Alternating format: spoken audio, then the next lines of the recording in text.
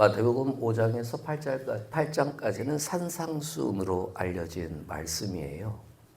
이 산상수훈은 산 위에서 가르치신 주님의 말씀이기 때문에 산상수훈입니다. 일반적으로 살아가는 삶의 현장에서 동떨어져 산 위라는 특정한 장소에 모여서 예수님의 가르침이 선포되어졌던 그러한 시간들의 모습을 5장에서 8장까지는 기록하고 있습니다. 성경으로는 5장에서 8장, 몇 장 되지 않는 기록의 내용이지만 사실상 그 시간은 꽤나 오래 걸린 시간이었을 것이고 자신들의 인생의 삶의 자리에서 떠나 산 위에 머무른 시간이 꽤나 오래 며칠이나 지날지 모른 시간이었을 겁니다. 그러니까 아무나 그 산 위에서 처음부터 끝까지 예수의 가르침을 들을 수 있는 시간을 지킨 사람은 그리 많지 않았을지도 모릅니다. 처음에는 수천 명, 수만 명이 몰려들었다가도 나중에는 수백 명 정도만 남았을지도 모릅니다. 그 자리는 배고픔의 자리이고 그 자리는 저 산 밑에 내 가족들이 어떻게 살고 있나 걱정의 자리이고 그 자리는 아무리 멋진 예수님의 가르침이 전해진다 할지라도 살아가는 삶에 먹고 사는 문제의 고민에 사로잡혀 있는 장소입니다. 그래도 거기에 모여있는 사람들 한번 생각해 보십시오. 대단하지 않습니까? 예수님이 한마디 한마디 할 때마다 지금 우리 시쳇말로 아멘 아멘 하며 주여 주여 하며 그 예수님의 가르침을 다 받고 있지 않겠습니까?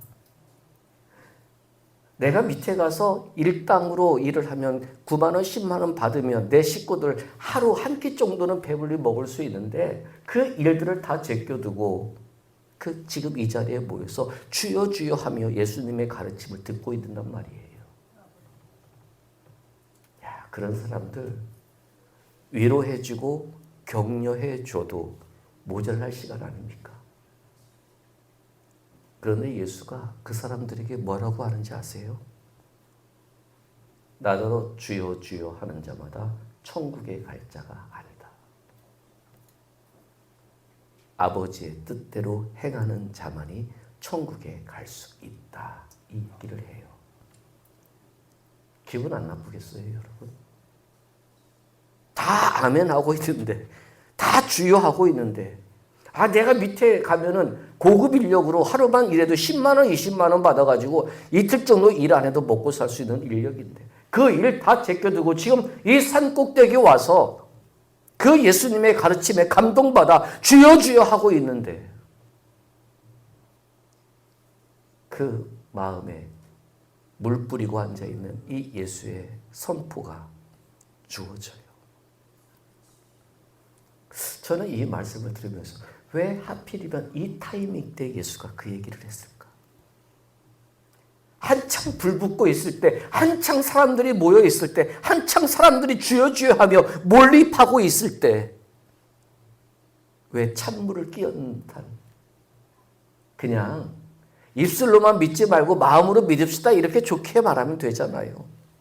근데 왜 거기서 아멘 아멘 주여 주여 하고 있는 사람들에게 너희 같은 놈들이 다 천국에 가는 거 아니야. 왜 이 말을 하고 있을까요? 사람 속 터지게. 지금의 말로 하면 교회 부흥과는 관심이 없는 목사일 수도 있어요. 저는 그 모습을 보면서 한 가지 생각이 들어요. 예수 앞에 모여 있다고 해도 다 예수의 사람들이 아니라는 겁니다. 바꿔 말씀드리면 예수 앞에 다 예배를 드리는 자리에 앉아 있다 할지라도 다 예수의 예배자들이 아니라는 거죠. 다 우리가 예수의 이름으로 기도합니다라고 얘기를 하면서도 다 예수의 자녀들이 아닐 수도 있다는 겁니다. 자, 오늘 본문으로 돌아갈까요? 지금 오늘 본문은 계속되는 똑같은 얘기예요. 주일날 지금 계속 얘기를 하고 있잖아요. 그리스도라고 고백했다가 랍비라고 고백했다가 변화선 사건의 얘기를 했다가 지금 그런 얘기들 제가 지금 주일날 계속 설교를 하고 있어요. 사순절 설교 때. 오늘 본문도 그런 맥락 속에 이어져요. 그리스도라고 고백하고 그리고 예수가 이제 죽었다가 3일 후에 부활할 것을 얘기를 하고 그에 대해서 베드로가 항변하고 이러한 복잡한 지금 어지러운 도대체 무엇이 무엇이고 도대체 베드로가 고백한 것이 어떤 의미로 고백한 것인지 모를 이런 복잡한 상황 속에서 오늘 본문이 등장을 해요. 오늘 본문은요. 예수와 12명의 제자들과의 대화예요. 이 예수와 12명과의 제자 속에서 그러면 여러분 예수님이 12명의 제자들과 대화할 때 너희들이라고 하면 되잖아요. 그렇죠? 12명하고 제자인데 누가 또 다른 사람이 없잖아요. 너희들이라면 너희들은 이렇게 얘기를 하면 돼요. 아무리 화가 나셔도요. 너희들이라고 얘기를 하면 돼요. 너희들 12명 너희 나를 쫓아다니는 너희들이라고 얘기를 하면 돼요. 근데 오늘 24절을 보세요. 뭐라고 나와요? 누구든지. 너희들이 아니에요. 누구든지예요. 제가 지난주에 랍비어라는 한 단어를 가지고 설교를 했잖아요. 오늘도 마찬가지예요. 지금 12명과 예수 당신들 뿐 있는데 당신들 밖에 없는데 예수는 너희들이라고 하면 될 그 제자들에게 뭐라고 표현해요? 누구든지. 이 이야기가 어떤 의미일까요? 지금 당신의 눈앞에 서 있는 존재들은 12명의 제자들밖에 없어요. 그 제자들은 지들의 제자들이라고 예수를 쫓아다니는 사람들이에요. 모두가 다 예수의 가르침과 예수의 기적을 받다가 그 시간이 끝나면 다 돌아가요. 그러나 이 12명의 제자들은 항상 예수와 함께 있어요. 그러니까 자기들을 제자라고 생각하는 거예요. 그런데 예수의 생각은 달라요. 자신들이 예수의 곁에 있기 때문에 제자라고 생각했던 이 12명과는 달리 예수는 누구든지라고 표현하고 있어요. 그럼 제가 한 가지 여쭤볼게요. 이 12명은 왜 예수의 제자라고 생각했을까요? 왜 지들이 예수의 제자라고 생각했을까요? 네. 다른 말씀으로 좀 직설적으로 질문을 드릴까요? 왜 여러분들은 예수를 믿는 사람이라고 자부할까요?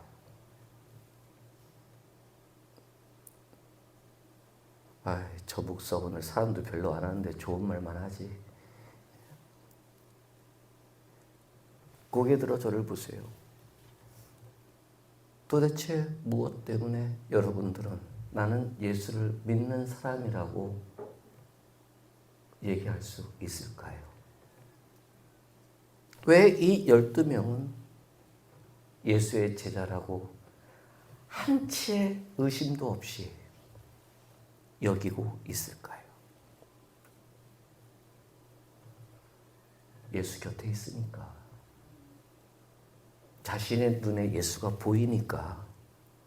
남들은 보지 못하던 잠자리의 예수를, 밥 먹을 때의 예수를, 꼬질꼬질한 예수를, 세수 안 한 예수를, 눈곱 잔뜩 낀 예수를, 옷을 빨아입지도 않는 예수를 다 보니까 자신을 최측근의 예수라고, 다른 사람들과는 다른 제자라고 스스로 여기고 있을지도 모르죠. 그런데 그 제자들을 향해서 얘기를 하는 게 뭐예요? 너희들이 아니라 누구든지. 여러분, 이 얘기를 들은 12명의 제자들의 마음은 어땠을까요? 기분이 좋았을까요? 오늘 점심 맛있는 거래요. 그러니까 좀 저를 쳐다봅시다. 너희들이라고 불러주기를 바랬던, 내 사랑하는 제자들이라고 불러주기를 바랬던 그 12명에게 주님은 누구든지라는, 그 12명이 아니더라도 다른 사람일지라도 라는 이 말을 하고 있는 그 예수의 음성을 들었을 때 그 제자들은 어떤 심정이었을까요? 섭섭했을 거예요. 아이, 저 인간이 왜 저러지? 별별 생각을 다 했을 거예요. 그런데 그러한 제자들에게 스스로 제자라고, 스스로 예수 옆에 있다고, 스스로 예수를 매일마다 매 시간마다 볼 수 있어서 나는 제자라고 여기고 있는 그 제자들에게 왜 예수님은 누구든지라고 얘기할 수밖에 없느냐? 그 첫 번째 이유를 뭐라고 얘기를 하느냐? 자기를 부인해야 제자임을 얘기를 하고 있는 거예요. 자기를 부인한다는 게 뭘까요? 여러분, 12의 혈루증 앓는 여인을 잘 알고 계시지요?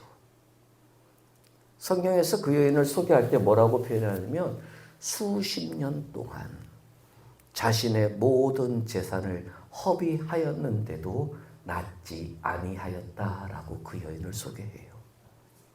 즉, 이 이야기는 그 여인이 할 수 있는 모든 일은 다 했어도 결국 그 병은 못 고쳤다는 얘기예요. 혈우병은 피가 유출되는 병이란 말이에요. 그래서 이 병을 걸린 사람은 다른 사람들이 있는 곳에 가면 안 돼요. 접촉조차도 할 수 없어요. 접촉을 하면 접촉당한 그 사람은요, 흐르는 물에 몸을 씻고 일주일이 지난 후에야 제사장에게 가서 깨끗함을 선포받아야만이 다시 원상복귀할 수 있어요. 그러니까 이 사람은요, 이 여인은 다른 사람이 있는 곳에 나가는 것 그 자체가 죄예요. 그러니까 이 여인은 따로 살 수밖에 없어요. 사람이 없는 곳에 살 수밖에 없어요. 그런데 이 여인이 예수가 길을 지난다는 소문을 들어요. 웅성웅성거리는 소리를 들어요. 예수라는 소리를 들어요.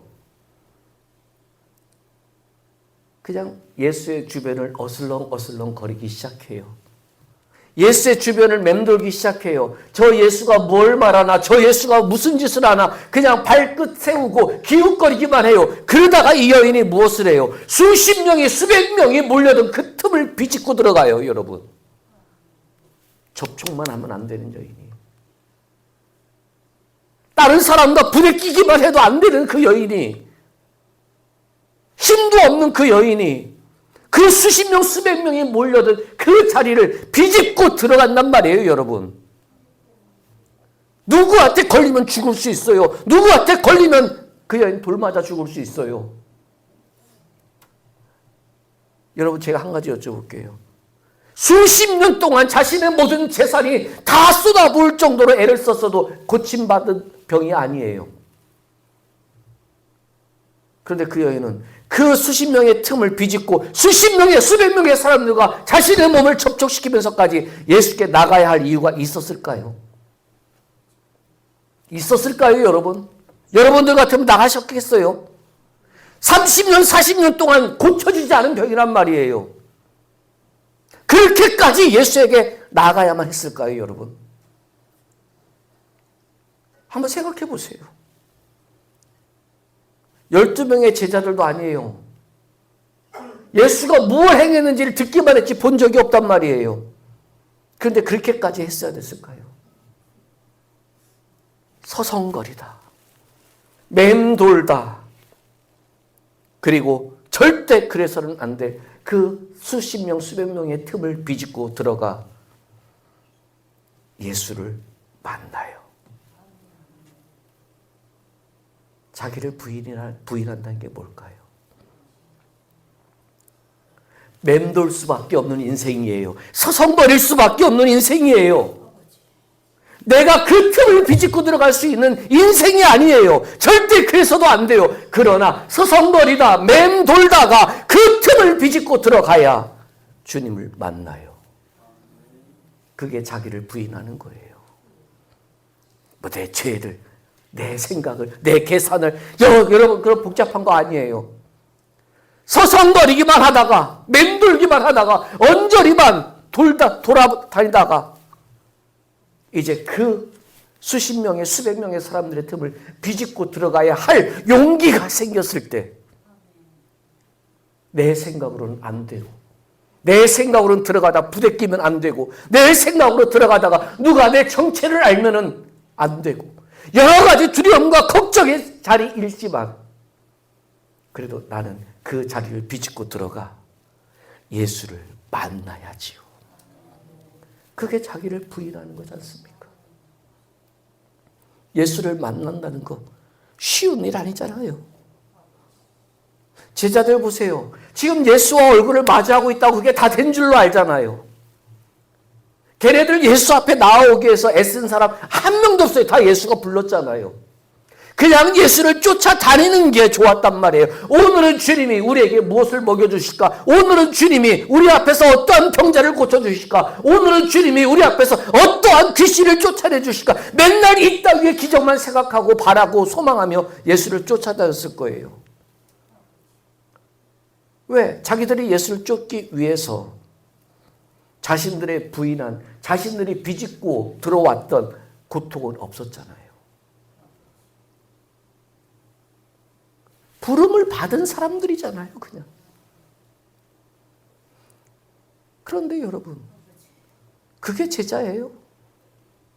부름을 받았으면 이제 비집고 들어가는 자기를 부인하는 두려움과 고통의 터널을 지나가야죠.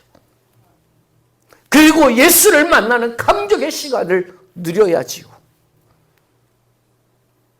그게 자기를 부인하는, 예수가 얘기하고 있는 자기를 부인하라는 그 얘기가 아닐까요?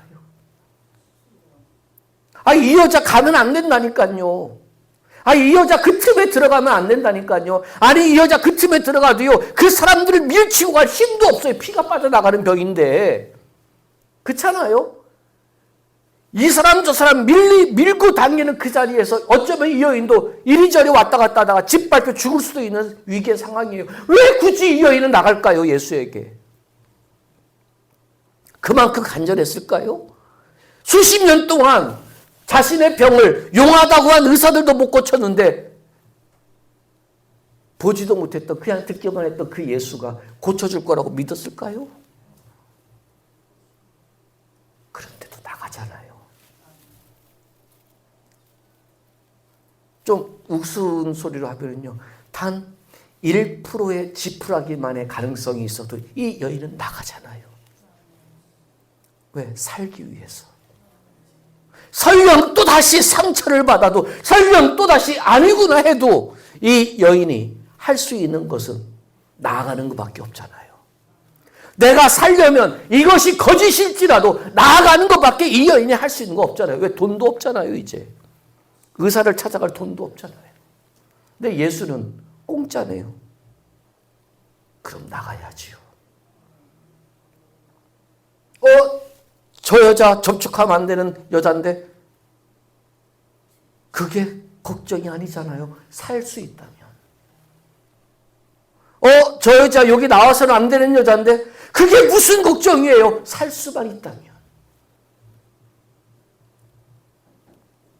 제자들은 살고 있으니까 살기 위해서 예수께 나아오는 모습이 없잖아요. 나는 예수 옆에 있으니까 걱정이 없잖아요. 그게 전부인 줄 아는 거잖아요. 여러분, 우리가 지금 혈루병 걸린 여인이라고 생각해 봅시다. 우리 앞에는 수십 명, 수백 명의 빽빽히 힘이 센 사람들이 몰려 있어. 그 틈을 비집고 들어가기 엄두도 안 나는 우리의 인생의 장벽이 있다고 칩시다. 그 장벽을 뚫고 가야 예수가 있다고 칩시다. 내 머리로는, 내 생각으로는 절대로 뚫고 들어갈 수 없다고 우리는 여겨질지도 모릅니다. 그러나 여러분, 제가 한 가지 여쭤볼게요.